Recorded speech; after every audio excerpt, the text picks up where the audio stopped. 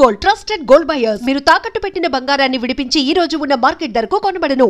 Hello viewers, welcome to I dreams media. ఒక చిన్నపాటి ఘర్షణ కారణంగా ఒక ఇంట్లో పెద్ద దిక్కును కోల్పోవాల్సి వచ్చింది. అసలు ప్రాణాలు తీయడం ఇంత ఈజీనా? ఒక ప్రాణాన్ని నిలబెట్టడం కోసం డాక్టర్లు ఎంత కృషి చేస్తారు. ఒక జీవాన్ని బయటికి తీసుకురావడం కోసం ఒక తల్లి కడుపులో నవమాసాలు మోసిన తర్వాత ఆ బిడ్డ బయటకు వస్తుంది. సో ఇంత గొప్పగా ఉండే ప్రాణాన్ని తీయాలంటే 2-3 నిమిషాలు కూడా పట్టట్లేదని చెప్పుకోవచ్చు. నిన్న జరిగిన ఘటన చూస్తుంటే పార్వతీపురం మన్యం జిల్లా కురుపాం నియోజకవర్గంలో నల్లన్న దొర అనే రైతు మేకల్ని కాసుకుంటూ మేత కోసం ఒక పొలంలో వదిలాడు. సో మేకల్ని కాయడం చాలా కష్టం, ఎందుకంటే మూగజీవాలు ఎవరి మాట కూడా వినే పరిస్థితి ఉండదు. వాటికి మేత ఎక్కడికి దొరికితే అక్కడికి వెళ్ళిపోవడమే వాటి పని. సో వాటిని కంట్రోల్ చేస్తూ కూడా కొన్ని వాటిని కంట్రోల్ చేశాడు. కానీ రాములు అనే వ్యక్తి యొక్క పొలంలోకి ఈ మేకలు దిగి ఆ పొలాన్ని అంతా కూడా తినడం స్టార్ట్ చేశాయి. కోపంతో రగిలిపోయిన రాములు అక్కడికక్కడే ఘర్షణ పడ్డాడు నల్లన్న దొరతో. చాలా మంది వచ్చి ఆ ఘర్షణని విడిపించారు. కానీ పాత తగులు వీళ్ళిద్దరి మధ్య ఉన్నాయి.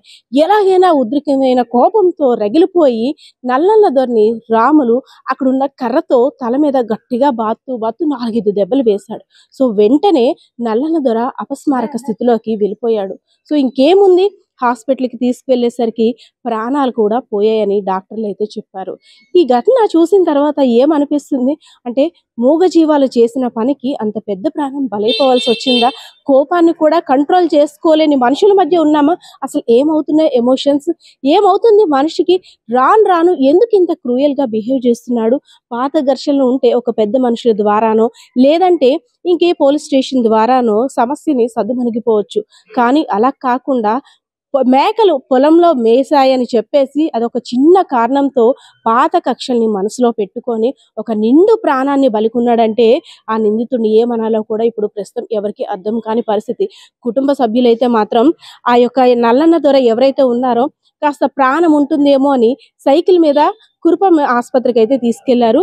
కానీ అప్పటికే డాక్టర్లు అయితే మాత్రం మనిషి మరణించాడు అని అయితే చేతులు ఎత్తేసిన పరిస్థితి. సో దీన్ని బట్టి చూస్తుంటే అర్థమవుతుంది, ప్రాణం తీయడం అంటే చాలా చిన్న పని అయిపోయింది. మనిషి యొక్క ప్రాణం విలువ లేకుండా పోతుందనే చెప్పుకోవచ్చు. రీసెంట్గా జరిగిన ఘటనలు చూస్తుంటే మేకల కోసం జరిగిన తగాదా కుటుంబంలో నిండు ప్రాణాన్ని బలి తీసుకుందని చెప్పుకోవచ్చు. సో పరిస్థితి ఇది. కెమెరా పర్సన్ బాలకిషోర్తో Padma, I dreams media, Vizianagaram.